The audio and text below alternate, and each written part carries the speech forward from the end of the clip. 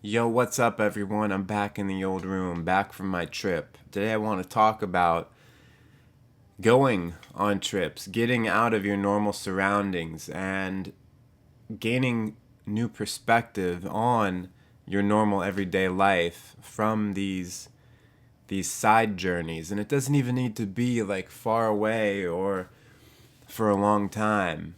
It might even be in the same space somehow, but just something to refresh your vision and your senses. First of all, the good thing about getting out of a space and somewhere else is everywhere has a kind of energy to it. And whether that energy is actually something autonomous that inhabits a space or if it's simply the emotional energy that we attach to it because of our own experiences.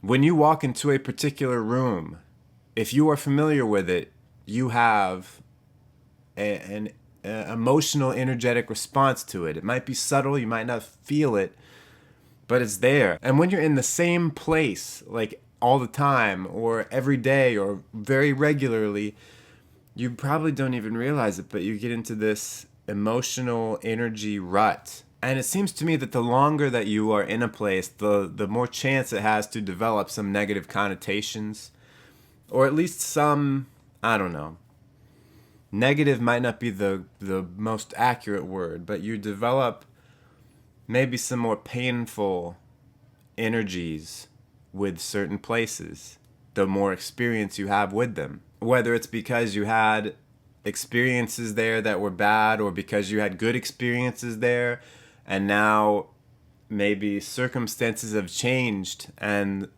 the good times aren't happening anymore, if you know what I mean. You have a room in your house where you always sat with your grandfather, and then when he passes away, you feel the absence of the good times. When you're in the same place all the time, you don't realize maybe the energy that it has, and so it's good to get away from it. Step outside of it for a while.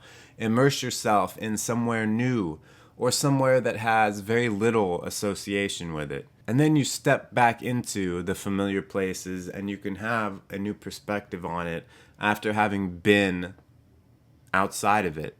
And this new perspective, in many ways, is just, it's like forcing yourself to see your surroundings purely, just to see what they are as though you were seeing them for the first time instead of just seeing all your associations with them.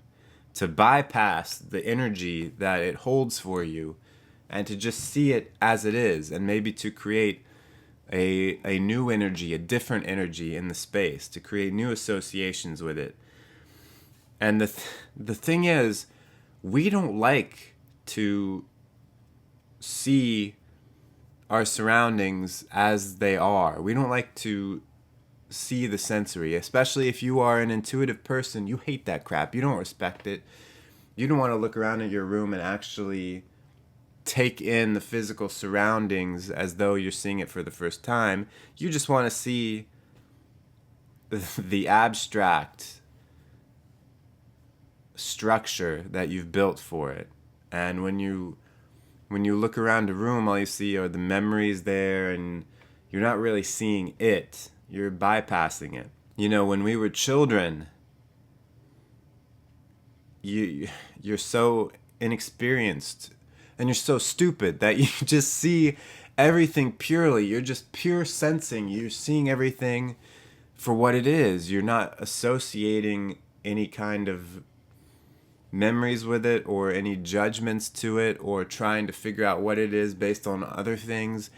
You're just seeing it. You're just sensing it. And I think it's always good to try to return to that and to try to experience things purely. I think the more that we can return to that, the better. And getting out of your surroundings, physically removing yourself from them, is a good way to do that. And if you can't get out of your physical surroundings, if you're kind of like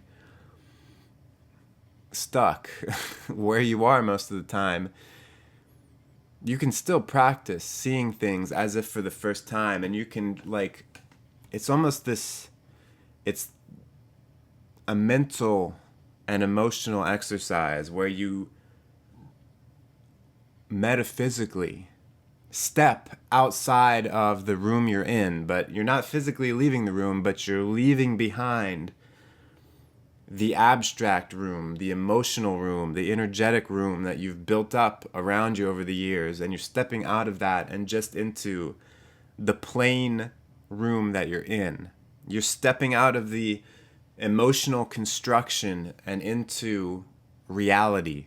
And if you can go on a vacation, if you can spend a month in Antarctica, when you come back, it'll just be this automatic thing when you go home for like a second as you see everything again, your home, your familiar surroundings. For a second, it'll be like you just saw it for the first time. And it's hard to hold on to. You have to like work at it to hold on to that feeling.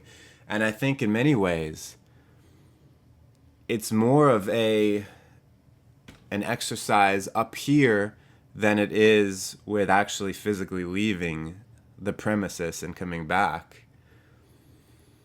It's just that leaving, going on a trip, going on vacation as it were, can kind of remind you in a very immediate way without you having to try very hard, at least for a second, of what it's like. Sometimes it happens accidentally and you haven't even left. Like at night, if the moon is out and it's bright and it's almost, doesn't have to be full, but if it's close to being full and everything is bathed in the ghostly pale moonlight, suddenly it's like you're in a different place.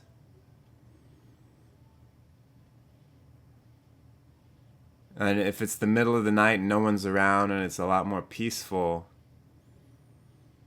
suddenly you see all these things that you know, but then you see that maybe they're not what you think they are, just in this new light. I know that doesn't make a ton of sense, but I think it makes sense in a deeper, abstract way that you're used to seeing things one way all the time, and just seeing it literally in a different light, seeing it in the moonlight.